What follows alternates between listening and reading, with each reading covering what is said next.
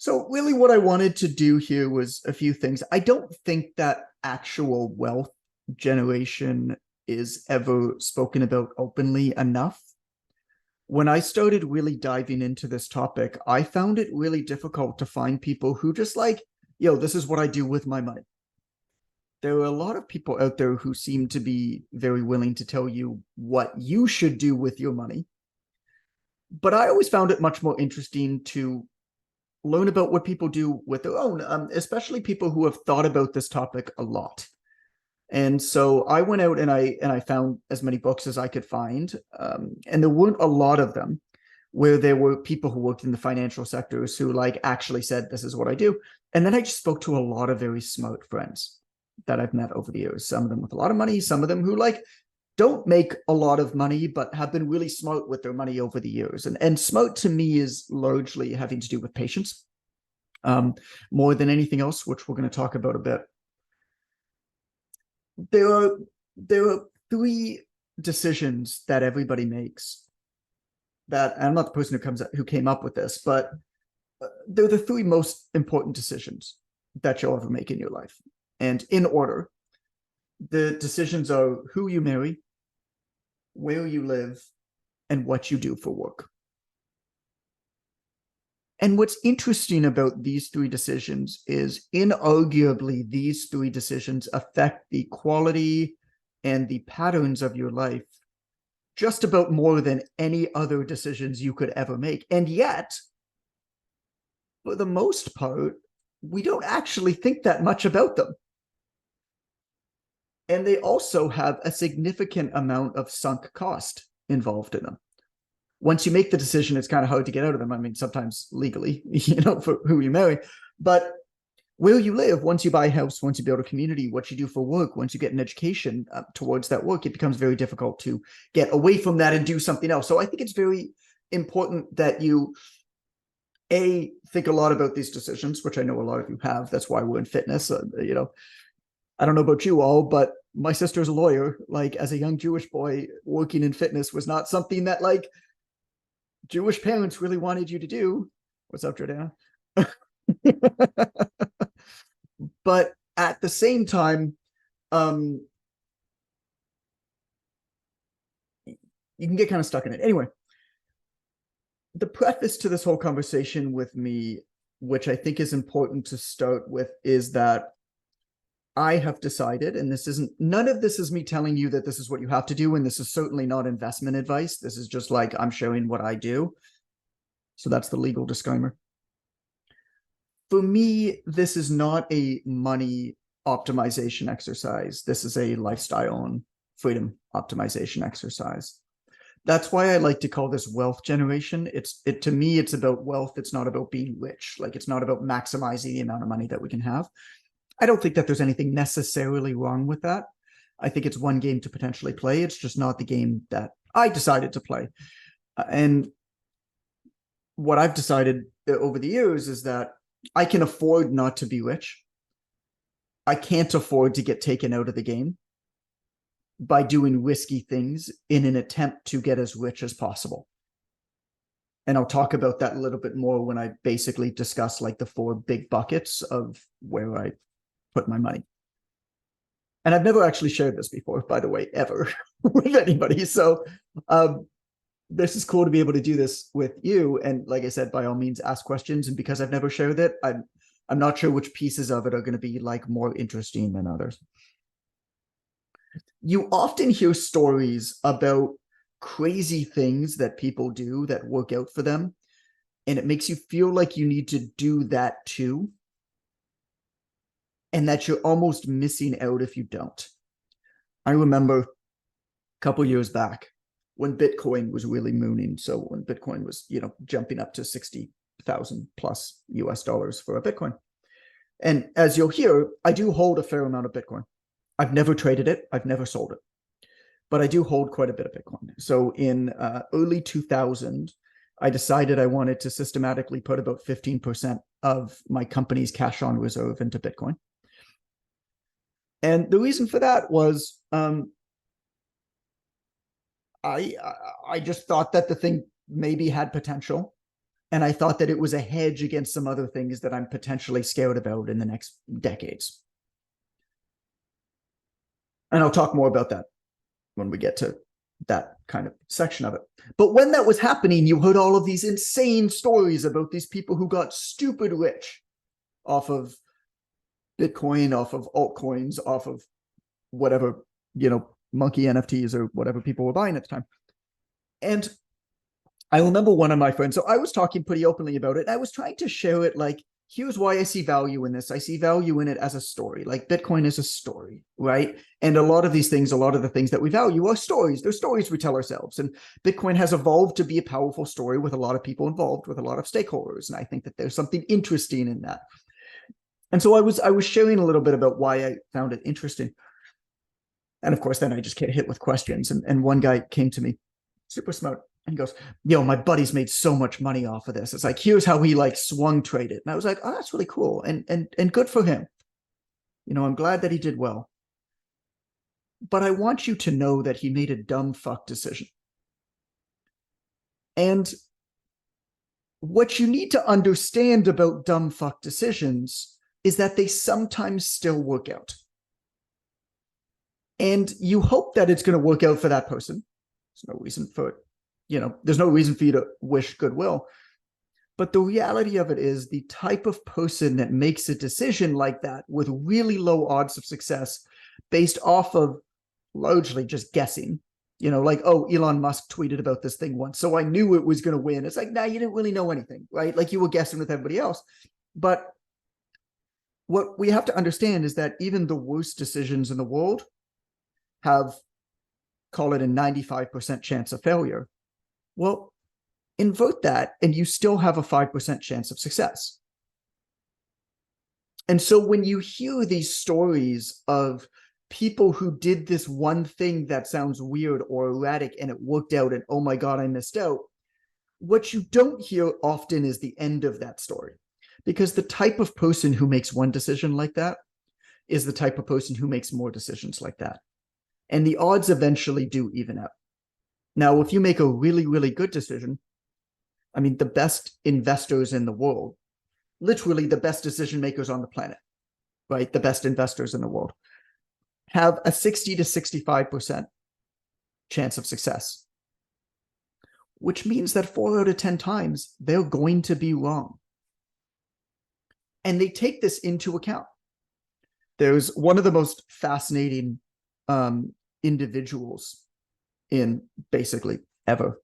His last name was Thorpe. And first he created the first mathematical system to count cards in blackjack. Okay. Then with his partner at MIT, they created the first ever wearable computer, and they used it to measure the roulette wheel, and they were able to cheat roulette at casinos. Then the same guy used his mathematical prowess to create the most successful investing fund of all time. And what's interesting about him, when it came to blackjack, there was a story in his autobiography where he had these backers and he knew that he could beat blackjack, and he knew that he could have blackjack in the odds in his favor. So he'd have, a 1 to 4% chance of winning the hand, or favor in winning the hand over the casino. And he says, the smartest thing for me to do would have been to bet huge if I wanted to maximize the amount of money every time. And my backers wanted me to do that because his backers were like behind him, like faking they didn't know him, but they were his backers. And they got frustrated because he was still betting reasonably conservatively, even though he knew that the odds were in his favor. Because he understood that the odds were in his favor, but they still might not work out. And the backers eventually got so frustrated that they sat down beside him at the table and they mimicked his bets, but they bet really, really huge. And what happened was they went up really, really big, and then they went bankrupt. Because in order to get to the point where the odds work out in your favor, you often, it takes some time. And if you go bankrupt before that happens, then it doesn't matter if the odds are in your favor or not, you got nothing left. I tell that story because I think that in this day and age where what you hear seems to be everywhere and omnipresent, when something's like a big deal, or like there's the meme coin thing, or there's the Wall Street bets thing, or whatever, it's very, very hard to look past it and keep with whatever plan you've made with yourself. And you never hear about what happens to these people. So let me tell you what happened to one of these guys, the Dogecoin millionaire. This guy was a huge news when Dogecoin, the cryptocurrency was pumping. And he knew that Dogecoin was going to be massive. So he took loans off of everything. He took a line of credit from the bank. He took loans from family, and he had like $300,000. This is a guy who makes like $40,000 a year, right? $300,000. He put it into Dogecoin, and all of a sudden he has 3 million, and he's in all these newspaper articles and on videos everywhere, and everybody's touting him like, how did you know? How did you know? How did you know? Well, this guy is like $50,000 now, and he's having to pay interest on all these debts. You don't hear about him anymore in the news, do you? That's because his story isn't remarkable anymore. Okay. I thought that was important to talk about first before we get into my structure, because it has to do a lot with my philosophy on I can afford not to get rich, but I can't afford to get taken out of the game.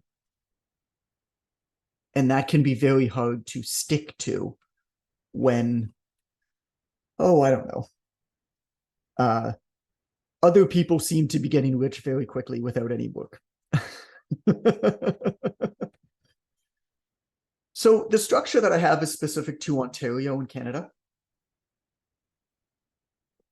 I will share it in terms of like my corporate structure. I will share it, but I'll share it with the preface of there's a lot of value in having a really good accountant. Who here has an accountant that they work with every year? Some of you. Okay. And the secret of having a really good accountant is accountants make you money. They don't cost you money. And I realized that very quickly. Is there any interest, just a show of hands, is there any interest in getting like an accountant on here to really, who specializes in both? I mean, it would have to be Canada, US, unfortunately, but who specializes in, yeah, okay. Okay. I'll get that set up. So I have 3 corporations. I have 3 companies, call it. And I have an active company, a trust, and a holding company. Again, this is specific to Ontario, but the general way in it, how it works, is pretty similar in a lot of places. My guess, Shane, actually, is that it's very similar in Australia, because Canada and Australia have very similar structures across the board. They're kind of like countries that, even though they're on the other side of the world, grew up at the same time and were developed by the same people. Commonwealth countries. So my guess is it's similar, but you definitely need to talk to an accountant. So my my active company is the company. I mean, it's called Personal Trainer Development Center Inc. Right? Like the active company is the company that does business, that actively makes money. Then I have a holding company. We call it Goodman Family Holdings. It doesn't really matter what the name is, but we call it Goodman Family Holdings. And the holding company is an investment company. And you can actually make investments in an active company. The only reason that I did it is at some point in the future, I did a restructuring. At some point in the future, I feel like there's probably a pretty good chance that I'll sell at least one of the business assets that I have, if not multiple. And so it's just much cleaner to have the investment separate in my case, but it's not necessarily important in every case. I did have all of my investments in the Personal Trainer Development Center Inc. for a long time. So I have a holding company that does the investments. And I'll talk about what we invest in afterwards. And then there's a trust. I think it's called Goodman Family Trust. And the trust is only there because of really, really dumb, archaic Canadian financial taxation rules. I'm sure the United States has the same thing.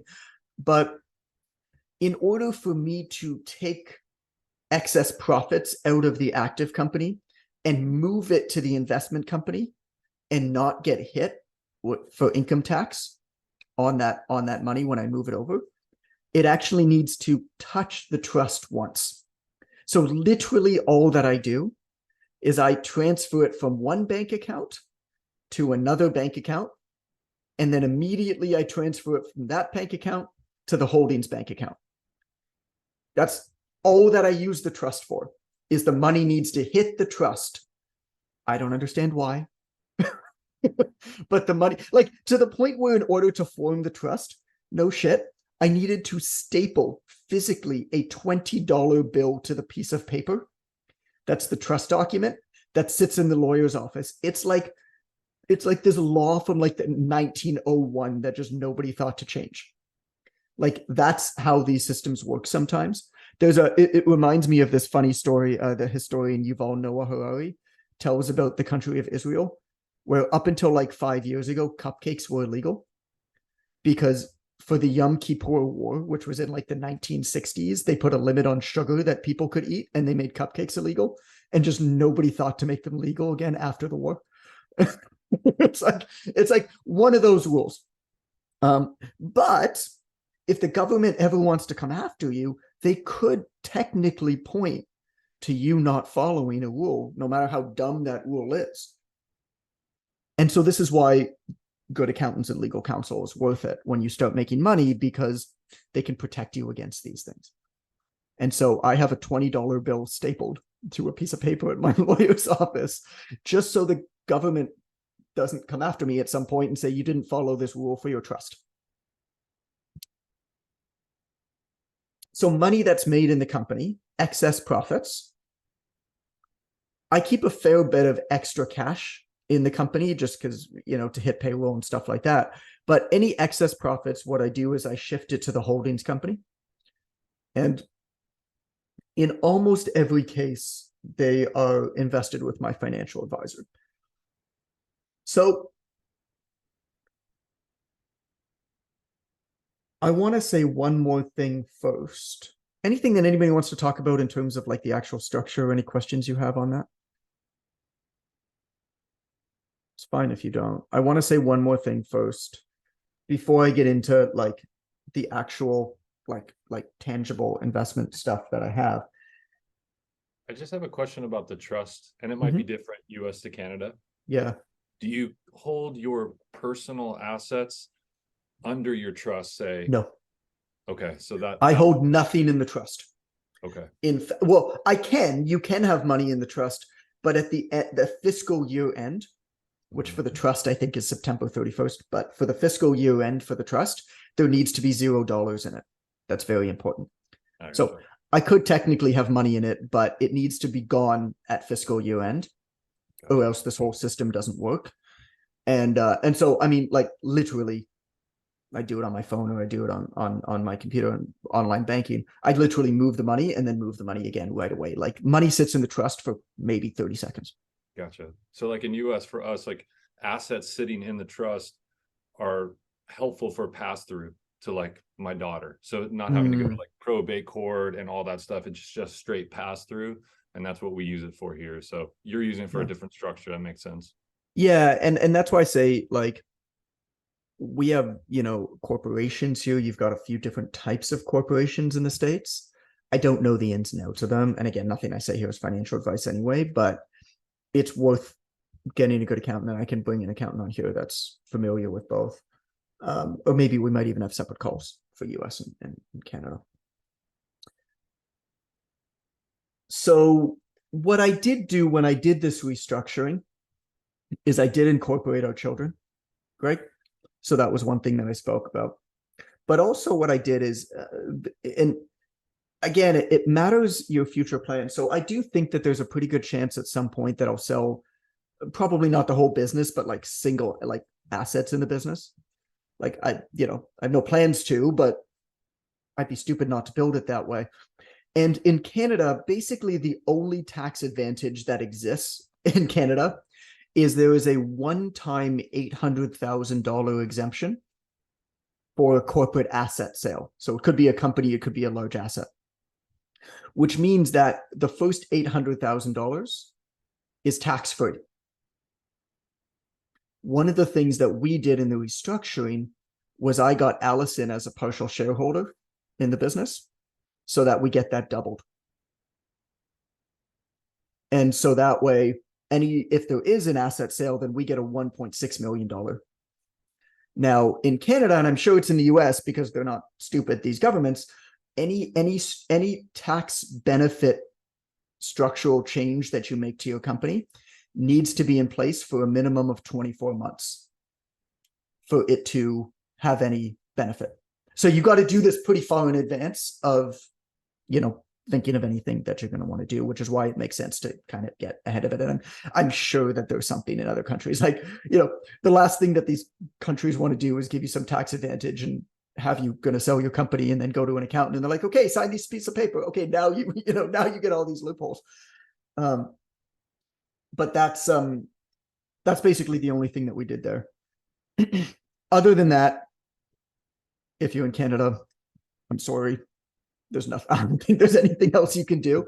It's the US is very, very different. Canada is an almost impossible place to live.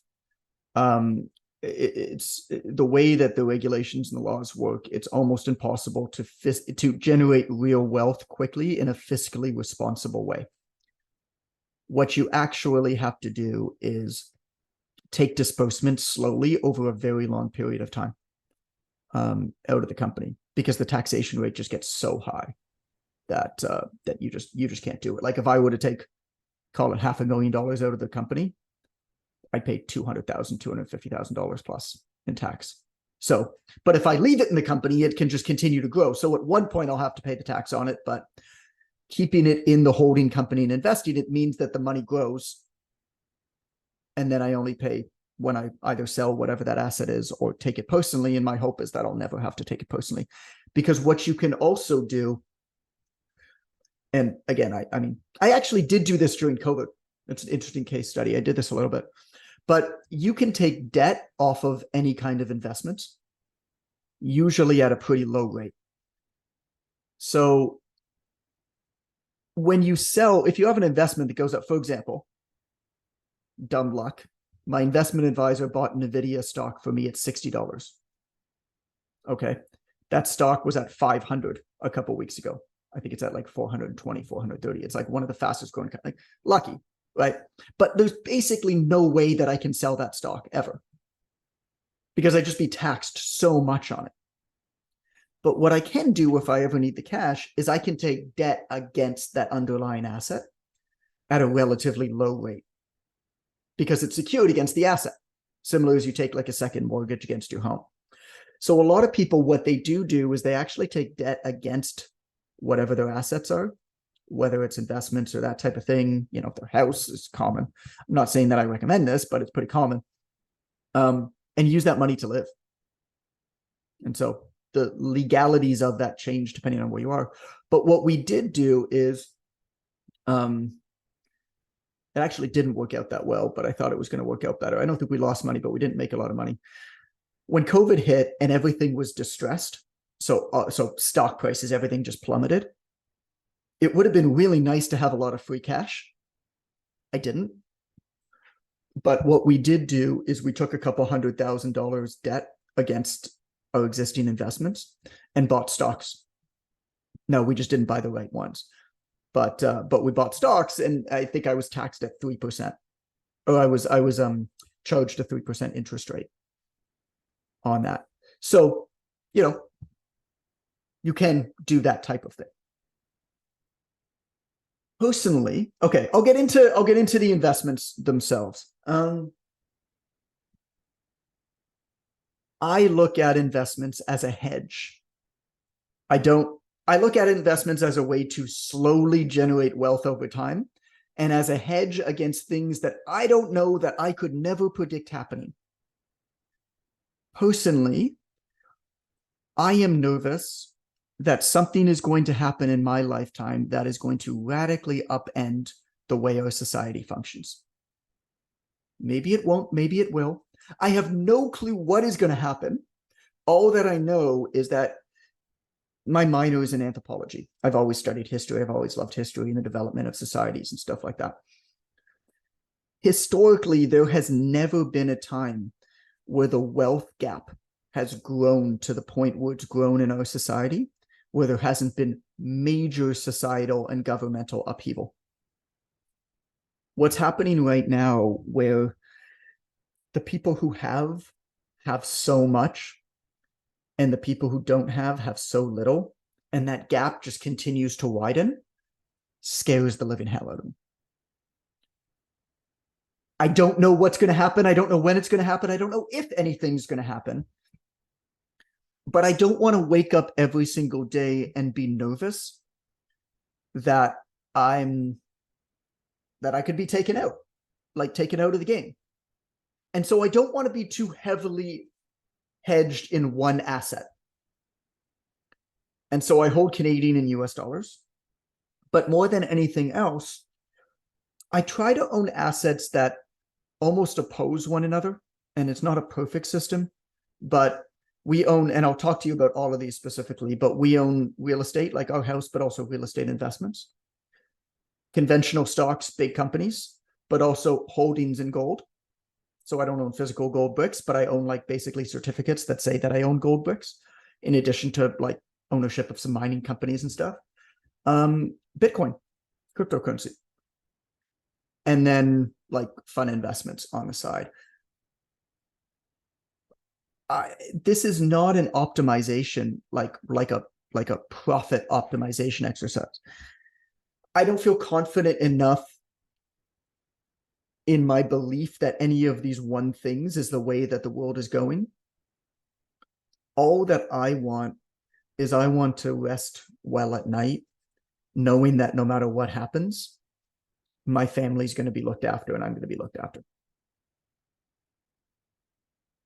And so over the years, I've tried to understand enough about these different things and make sure that we own enough of things that almost oppose one another. That way, if something like, if the entire monetary system in the United States and North America, whatever it is, just completely goes under, what's going to win out? It's like, well, it's probably going to be gold or Bitcoin. And even if that doesn't happen, owning a bit of real estate is not a bad idea. And if none of those work, the world has gone to so much hell that it doesn't really matter. So, there's only so much you can do. So that's kind of my general approach to how I think about these things. I'm not saying it's right for you, but that's my approach of how I think about these things. And again, if you want to pop in at any point, you're welcome to. There are 4 kind of buckets. Call it real estate, financial advisor stuff, cryptocurrency, and then like fun investments. And so I'll start with real estate. So we own our house. Our house in Toronto, I mean, no house in Toronto is a cheap house, but our house in Toronto was not a cheap house when we bought it. So we bought our house. I don't know if Allison will be happy with me sharing this, but I'll share it. We bought our house for $1.55 million when we bought it. We refinanced it about 8 months afterwards for $1.75 million. We took that $200,000 and we redid our main floor with it, which basically that's what we refinanced the house based off of that plan of the higher value of the house. And then we took the remaining $100,000 and we bought a rental property in a town called Midland, Ontario. And we did that with a joint venture partner. So the joint venture partner puts up no cash, but does all of the labor, finds the place. She actually owns a management company and we hire them, but owns the management, leasing, all of the issues that come up. We never hear about it. And the way that Allison found her was she just spoke to, this is Allison's thing, she spoke to anybody who was involved in the real estate industry and just like, because if you want to get into real estate, what do you get into, right? Do you get into Airbnbs? Do you get into long-term residential real estate investing? Do you get into corporate or commercial investing? Like, what do you get into? And so Allison spoke to anybody who she met, she'd go for coffee with and just listen to them and hear about what they did. These might have been mortgage advisors, real estate agents, investors, whatever. For about 8 months, she listened to a whole bunch of podcasts, found that she jived with this woman, her name's Mandy. And Mandy has 160 houses that she joint ventures on in Midland, which works out really well because she can move tenants around And Midland works well for this type of investing because it has a hospital and it has a jail and it has a college. So those are three things that bring people in that make money for a few years that need to be put up. And they're generally good tenants. And there's a constant flow of people that are coming in there. And so Mandy has a lot of inroads with like the HR people at all of these organizations. So she was able to get her thing tenanted on day one. So while it feels like it's kind of ridiculous, we put up all the cash and all that she does is do that work. And then we split whatever profits 50-50. So we get paid back first, and then we split whatever profits 50-50. Actually, what happened was we did a renovation on that house, and she knew exactly how to renovate it to maximize the profit on that house. We're like, oh, why don't you landscape the backyard? It'll make it really nice. She's like, because it won't increase the rent. She knew what fridges to buy. She knew what countertops to use, right? We probably would have spent about twice as much on the house making mistakes and wouldn't have had it tenanted right away if we didn't do it as a joint venture partner. And as a result, we did 3 more rentals with her in that same year. So I'll get to that in a second. So she tenanted Midland, and we got lucky. Again, this is just luck, but you put yourself in the right position to get lucky, and it sometimes happens. It sometimes doesn't happen. Maybe I'll tell you about some of the misses and stuff. Tell you about one of the misses for sure. But she, the value of that house in Midland jumped up a lot very quickly. So we happened to buy that house just before COVID, and the value of that house went up, almost doubled. So within 10 months, we refinanced that house, and we took out 110% of our principal. So we took all of our cash back that we invested in the house, plus the renovations. So now we own the house for free, and the mortgage is being paid down by the tenants. We then took that cash, put another $50,000 or so, and bought 3 more houses in Sudbury, Ontario, which is the next town that Mandy kind of went into to do this. And so she's got, I don't know, 50, 100 places there or something like that. And she just like gave us a list, right? She's like, which ones do you want? Here's the calculations. Here's the list. So in Midland, it's a duplex. In Sudbury, I think it's 2 3-plexes and 1 5-plex that we have. And they're all long-term tenants. We're not taking out any money from them. They're not feeding off cash, but I think we've had to put an additional $5,000 in the last 2 years, and we never hear about them. Our home, though, just because Toronto real estate is nuts, my guess is probably worth about $2.5 million now, maybe even more than that. But we haven't refinanced it or anything. Where we did make a mistake is that in retrospect, you know, our home is on a fixed mortgage, whereas all of the residential, all the real estate ones were on variable. So the mortgages have basically doubled. A lot of people ask us, because we live in Mexico in the winters and we've lived there for 4 years. A lot of people ask us like, oh, why don't you buy a place in Mexico? My mother-in-law did. It was a great investment for her. I have zero interest in doing it. What I said to Allison when she decided that she wanted to take on the real estate investing and do that is, and so like, if you're paying attention, we put almost no cash into it. Like, I think we put $50,000 into it one time of cash. It was refinancing our house, using that money, put it into a property, and then refinancing that property. I think I said it was about 10 months later now we got lucky that it was quicker, but the Sudbury houses actually have not gone up in value as much as we anticipated they would.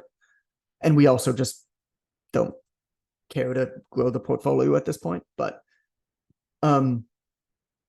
this is the way that it's done, right? Is you don't actually feed in a lot of cash. So we haven't actually used much money to buy these things, right? And then over time, like, we don't even think about them, but now it's just like, oh yeah, we have like 13 rental units, like somewhere outside of Toronto that just people are living in. And I've never seen any of them.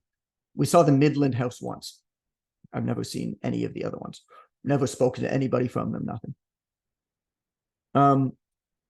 What I said to Allison when she started talking about the real estate thing is, one of two things. So first she was talking about like, oh, should I get a mentor for this? And she looked into a bunch of mentorship programs for this type of real estate investing. They were going to be about 15 grand. I was like, why don't you just do a deal and use that as your mentorship? And so that was a mentality we took. And then the second thing that we said is there's no point, if we're going to do one, we need to have a plan to do many, because once you set up your lawyers and once you set up your mortgage brokers and things like that, it's actually not very much work to do a lot of deals the same way, but you start over if you do deals a new way. So when people ask me why we don't buy in Mexico, I'm like, because then we'd have to like build a system in Mexico.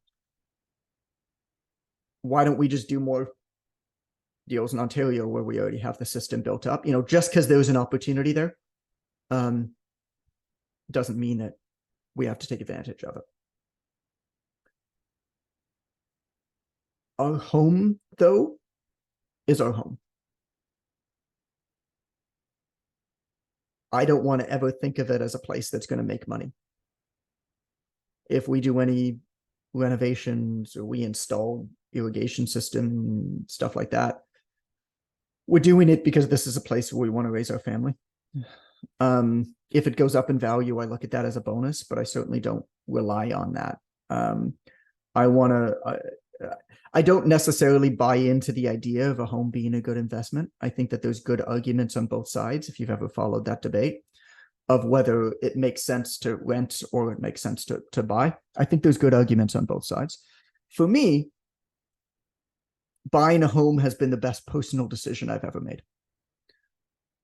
And it's a place to raise our family, and it's beautiful and we love it. But we definitely don't think about it as a place to make money ever. When we go away for the winters, we don't rent it out. We let friends stay for free if they want to. But we don't rent it out because I want it to be my home. Anything on the real estate before I move on to like more conventional investment? So the real estate, just the way that it happened, the real estate is actually all in our personal names. None of it is in the holding company. And that's not me saying that it should or shouldn't be. It was just when it was time to do it, that's where we had a bit of excess cash. And owning things personally means you only get taxed on them once when you eventually sell them. Owning things in the corporation means you get taxed on it in the corporation, and then you get taxed on it again if you ever want to take them personally. So if you have the cash personally, at least where I live, it often makes sense to own it personally, although there could be potential liabilities involved, personal versus corporate. So again, good questions for lawyers and accountants.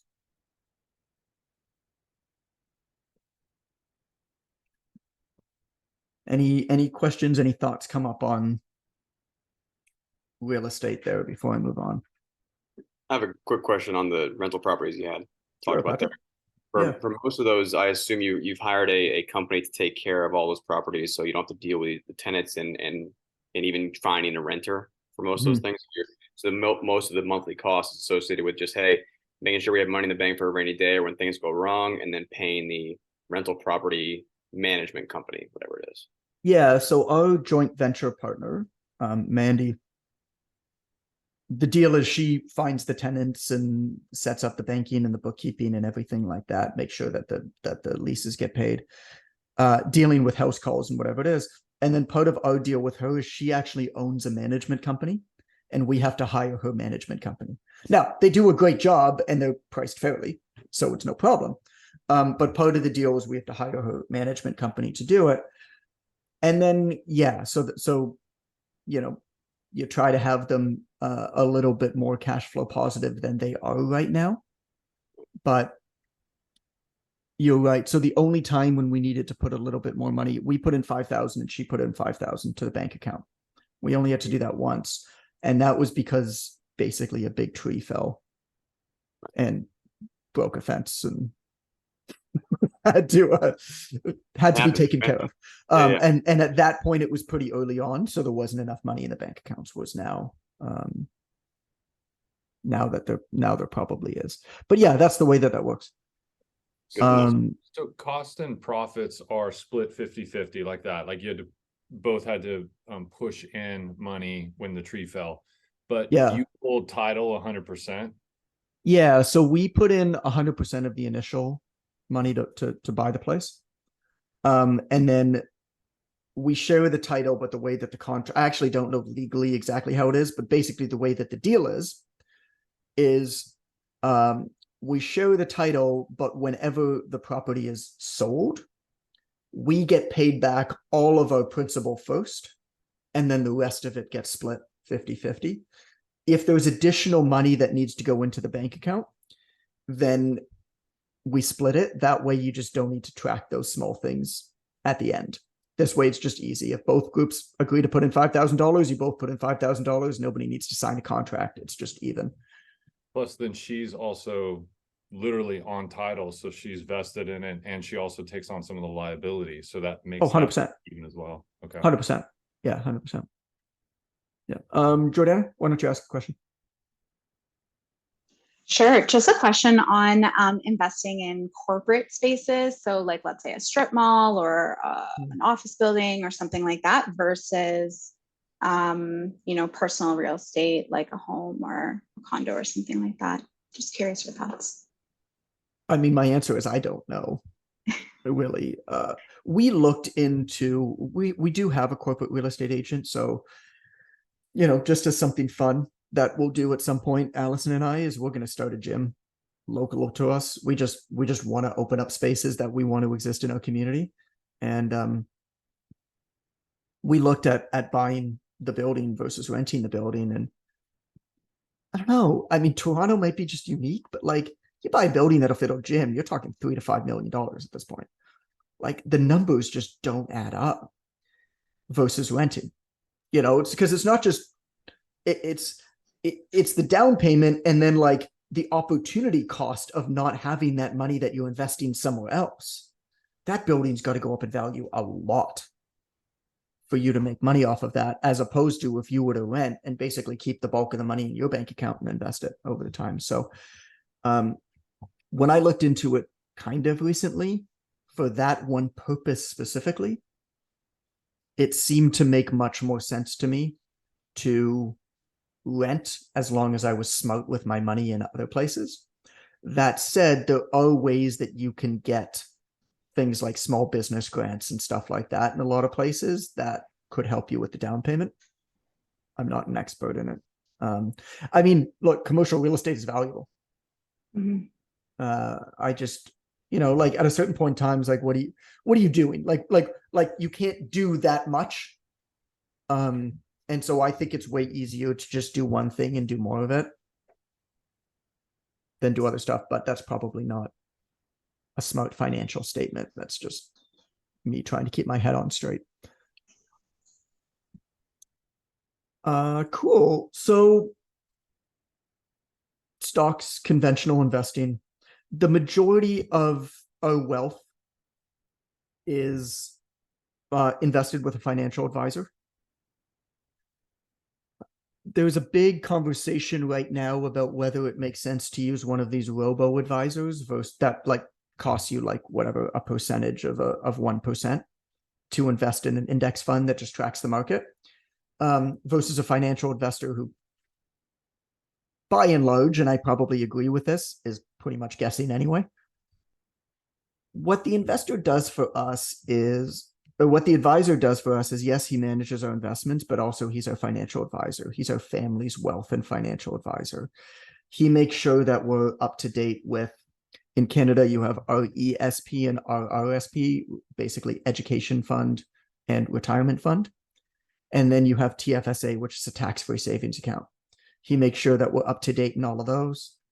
He's made sure that we have appropriate life insurance. And so life insurance, yes, can be a policy against loss of life for sure. And so my policy is much larger on my life as Allison's is on her life because she doesn't work. So if she dies, it would be horrendous and miserable and terrible, but financially it wouldn't affect me really. But if I die, it would also, so there's more money for her. But there's also, and this changes wherever you are, but there can be pretty significant financial planning and tax incentives to relatively large life insurance or whole life insurance policies. I don't do the whole life insurance game. But as you gain more money, there might be some wealth advisors who try to convince you to do that.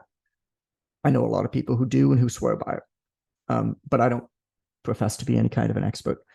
So with him, we meet with him every couple of months. We check in, and he basically just gauges where we're at. He gauges, he'll ask us like, oh, you guys thinking of buying a house anytime soon? And just like gets our money prepared for whatever we're approaching in our life, and invests us in more aggressive or less aggressive things, kind of depending on where we're at and depending on where our risk tolerance is. And just make sure, like almost as an external brain, like make sure that we have stuff in those other accessory accounts maximized as much as possible. And there's a lot of benefit with that. Jonathan, I see you say, I do low cost index funds, mainly Vanguard. Yeah, like if there weren't these other benefits to working with the advisor, the way that I kind of hear it is, if you have less than $1 million invested, low cost Vanguard makes a lot of sense.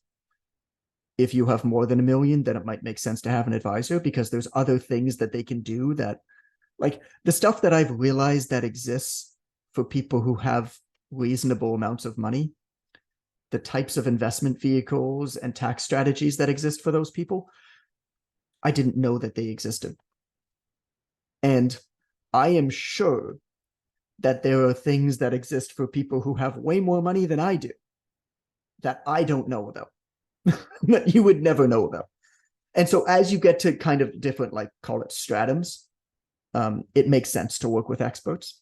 But a lot of people will say that low cost index funds and Vanguard type investments or robo advisors are pretty great. So that's why I use an advisor. He manages all our investments. He'll tell me if he's going to do anything major, but I don't question him. That's kind of the nature of our agreement. I did tell him to buy Facebook aggressively, and then I told him to sell Facebook aggressively. And both times I hit it right, which I was very proud of.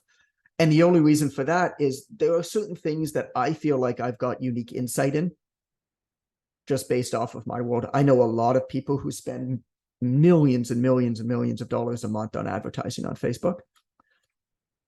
And so being able to talk to them and talk to them about what they're seeing has helped me, like, all right, Facebook is screwed right now. I don't know how they're going to get out of this. And so only in cases like that will I ever say to him, like, hey, I think we need to dump this, but it's pretty rare that will happen. I need to trust him. And so the investments there are, like, I hold McDonald's stock, I hold Nvidia, MasterCard, I think there's a couple like gold mining companies. I didn't have anything to do with choosing these things, but basically combination of large company stocks that, if the economy is doing well, they're going to do well. And then, like I said, that's where kind of our gold comes in. Cryptocurrencies. This is the fun part of it, right? I hold 2 cryptocurrencies. Again, none of this is investment advice, but I hold 2 cryptocurrencies. Bitcoin, and then I hold one called XDC, which is called Zinfin. And Bitcoin is the vast majority of it. I bought it systematically for about 10 months. And I bought a fair bit of it. Like I said, I put about 15% of our company's cash on reserve. I self-custody it. I self-custody it across a variety of safes and safety deposit boxes. So it's completely off the grid. Most of it has never touched the internet. And I just like when Bitcoin was cratering down and was going down in price, like I couldn't even have sold it if I wanted to. Like I would have needed to show up physically at like multiple places to go and get it. It's just, it's a long-term hold. It's a hedge for me. I don't pay attention to the price. I don't pay attention to the news. I believe in the overall mission. I believe in the story. I think that something probably will happen that will upend our financial system. I don't know what it is. I don't know if Bitcoin is going to be it or is going to be meaningful, but I do think that it's a powerful enough story that it makes sense for me, at least, to hold a little bit of it. So we hold some personally, and then we hold a fair bit on the company's balance sheet. But like I said, I've never sold it. It's just a pure long-term investment. XDC is a little bit different. XDC is kind of my like shot in the dark, pie in the sky bet. If it works, it's going to work huge. The odds of it working are pretty small. It's one of those kinds of investments where like, I was like, this is erratic and stupid, but I feel like it would be fun to at least have one bet on one thing in this world that allows me to play this game a little bit. And I chose XDC as that thing for me. It's a hybrid blockchain similar to like Ethereum is its own blockchain, right? So it's a hybrid blockchain. There's like 6 or 7 different blockchains, but they're specially built for international finance. So it's called trade finance. And they're a hybrid chain. So the benefit of that is part of it's private, part of it's public, which was what you need for large international payments. And the reason why I chose that was largely just because I see just how bad, yeah, you got it, Bob. I see how bad international money transfers are and how impossible that problem is to solve with our current financial system. I've had to send a lot of wires overseas. I'm sending one right now. I'm sending one today. And it is such a comically old, what did somebody tell me? It was something like the technology for it was built in the 1960s that's still being used.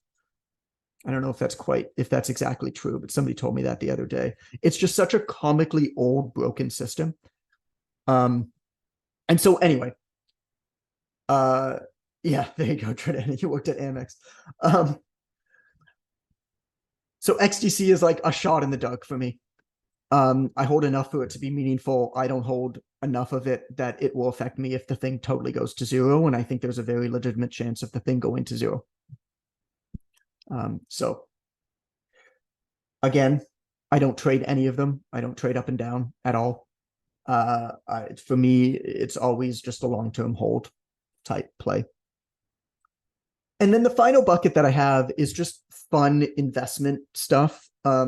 So I just made one, actually the money's getting transferred today, but I just signed a contract 2 days ago to invest in this company in the sports cards and collectible space. So growing up, who here collected like baseball cards or basketball cards or hockey cards or anything like that growing up? Only one person. I have so many, and my parents bought like a ton of these. My son is obsessed with them now. I have Amazing. like 50. It's crazy. Okay, so I just made a very big investment in that space. So you know how the cases for these cards, like I always have this graphy behind me. So the cases are like these shitty plastic cases. What this company has done is they patented and innovated on the display and the protection of it's starting with sports cards, but it's turning into collectibles. And so the company is called Mint, M1NT. And it started because I just love this guy's videos. So the guy who started it, his name's Brian Pirrup. And he was one of my favorite follows across social media because he focused on the nostalgia of the thing. He would just like go on hikes and open up packs with people at the top of the hike. Like he would just like meet people and like give them a pack and they'd open up a card.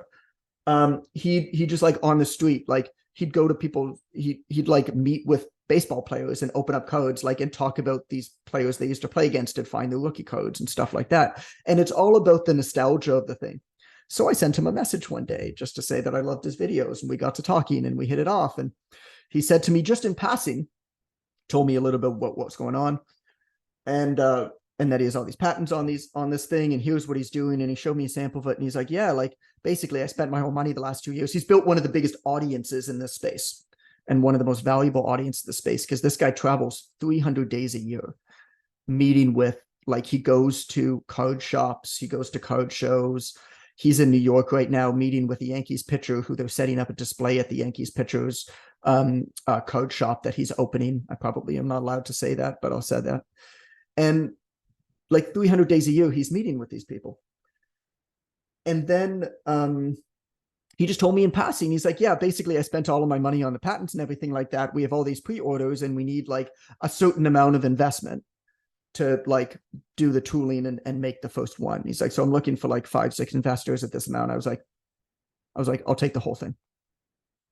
And so I became a partner on it. So the brand ambassadors, the two brand ambassadors for this is Steve Aoki, the DJ. So he specializes in magic cards and Pokemon. And then Ken Griffey Jr. is the other brand ambassador. And so none of this has been announced yet. But anyway, the last one for me is just like super fun investment. Like I'm going to be going to Griffey's house and we're going to be opening up packs of 1989 Upper Deck with Griffey looking for his rookie card. And like, there's the content play, there's all this kind of stuff. Again, is that like, that's not something that I'm investing in being like, I hope that I make money on this, but it's saying, okay, well, what's the point of money? It's like to do cool shit and like fun stuff. And once you find it, I think it's fun just to be okay with like, hey, this would be kind of fun to like get into. That's the main things.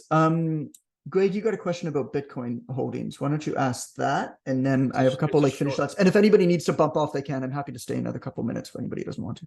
Yeah, it's a short one, not really going into Bitcoin itself, but did you ever consider mimicking the way you did in your real estate holdings? As like you invested over 10 months systematically, it went up a little bit, I'm assuming, hedging your bet against it, selling that portion to get your principal back, and then letting the rest of that ride long term? I wish I did that. No, I didn't. Because from day one, Greg, I looked at it and just said, this is a long-term play. I know that it's going to go up. I know that it's going to go down. I know that it's going to feel like the world is amazing. I know it's going to feel like the world is ending. And for two reasons. One is I knew that whatever was happening, I was purely guessing. And so whatever I thought was going on, I knew wasn't the reality of what was going on anyway. So I was making a guess no matter what. But the second is, again, this is just a quality of life thing with me. I just don't want to wake up every day checking the fucking Bitcoin price. Reading Bitcoin exactly news. Why I put things in low cost index funds, because I was tired of seeing, like, I held Airbnb at the IPO price, and it's like I was watching it every day. I'm like, what are you doing? Like, right. Just sell it, get your money back, and put it over here and forget about it.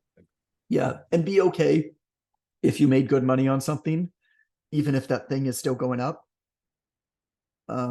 Yeah, I mean, look, I have a price with these things where I know what percentage I'm going to take out at that price.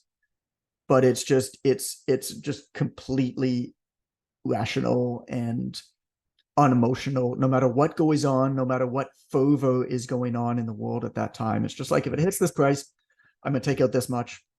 That's it. So yes, I mean, look, would it have been nice if I didn't buy $150,000 worth of Bitcoin when it was at $67,000 a coin? Yeah, that would have been wonderful. But I also bought a lot of Bitcoin at 30,000, right? So, who knows? The only other thing that I'll say is, and this comes into, this affects some of you, I think, more than others. Probably the best thing that I ever did had nothing to do with business, had nothing to do with investing, was dumb luck that I look back on now and is like, actually the reason why I'm in a really good financial position now was because of this one thing that I did. And that's geo arbitrage. Very early on in my career, in my early to mid 20s, Allison and I lived in very inexpensive countries, and we made US dollars. In fact, Bob and I met in one of those countries. When I met him and his family on an island in Thailand when we were staying there. How many years ago? 8 years ago, Bob? 9 years ago? God. And we just both happened to be living there. We didn't know one another, but we got to know one another over a time there. For a number of years, Allison and I owned a backpack. Didn't own anything. Like literally, like I rented a car and I rented a furnished condo in Toronto in the summer. And then we left for the winter and I gave back the keys. So I lived 4 to 6 months for many years in places where the cost of living was way cheaper, and made US dollars, lived way below our means. And I wasn't making huge amounts of money. I mean, maybe a few $100,000 a year at that point. It wasn't huge. It was enough to be meaningful, but it wasn't huge. But we were living on so little that, I mean, I remember, I think I was 28 years old. I remember when we had a meeting with Ted, who's my financial advisor. I remember when we had the first meeting with him, and Alice and I sat down and he said, "Congratulations, you're a millionaire." And I was just like, what? Like, we had never made anywhere close to that. But for, at that point, 4 years, we had lived very cheaply and saved a lot of what we made. So even though we didn't make that much, we lived so far below our means, largely by living in lower cost of living places, that it adds up. And then let me tell you a quick story and then I'll let you all go. So, you guys ever seen those lottery tickets, the Cash for Life lottery tickets? Let me find this example. Yeah, here. Okay. Yeah, you've seen those Cash for Life tickets? So I got one Christmas. Allison's family gives lottery tickets for Christmas. So I got one Christmas. And I won $4 on my ticket. And so after a sustained gloating period to the rest of the family, I got curious what Cash for Life actually meant. So I looked it up. So it turns out Cash for Life, you can take $1,000. This is the Canadian Cash for Life. You can take $1,000 per week for the rest of your life, or you can take a $1.3 million one-time payment, which is cash up front.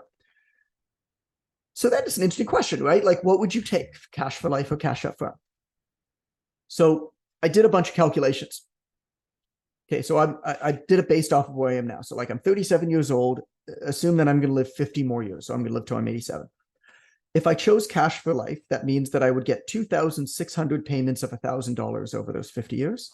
And I'd end up with $2.6 million at the end of it all. Right? So that's double the one-time payment. And I was like, okay, well, what if I took that $1.3 million up front and invested it at a super conservative 5% annual interest rate? In 50 years, I'd have $14.9 million. Okay. What if I took the $1,000 a week and invested 100% of it as $4,000 monthly? So basically I took the Cash for Life, but I just invested 100% of it ongoing. That same 5% annual interest rate. I'd only end up with about 10 million. If you can get it cash up front, invested early, where you just let it sit there. I mean, I'm not saying anything new. Holy crap, it adds up. And one of the reasons why I love coaching businesses so much, and I love what you are building so much, is because the businesses that you are all building kick off more cash than just about any other business model on the planet. There's a lot of pull and desire to want the minute somebody's successful with a coaching business. There's a lot of pull and desire to build passive income streams. Oh, I'm going to make this ebook. Oh, I'm going to scale by making a low-end membership site, that type of thing. Whereas that person in almost every case would be way better off sticking to coaching and either just continuing to do it and taking the cash and investing it, or figuring out how to scale it, with more staff, similar to what I did with the mentorship. it's like the oldest form. Everybody's like, oh, passive income. You see like some like 24-year-old bro like sharing his on Twitter, his like, oh, I made 27 ebooks while I sold $27 ebooks while I slept. Like passive income, bro. It's like, people also bought microchips overnight in China, and I own Nvidia stock. Like, that's passive income. It's the same thing. The difference is one of them you can see, and you physically see it hitting your bank account. So you get that dopamine hit. The other one grows inarguably much quicker and more meaningful, but you don't see it. And you also largely can't touch it because you'll pay so much tax on it. But you can take debt off of it, which we talk about. So this ability and this model that you all have, I mean, some of you are younger, some of you are a little bit later in life, but either way, the reason why I wanted to end with that story is you have a business model that kicks off a lot of cash. If you can be smart with that cash early, holy crap, it adds up. And you'll wake up one day and it'll just be like you won't even believe it looking at it. You're like, how the hell did that happen? But it does require a fair bit of patience. And not everybody has the ability to live really cheaply where they are. But either way, the benefits of living below your means as much as possible are pretty great.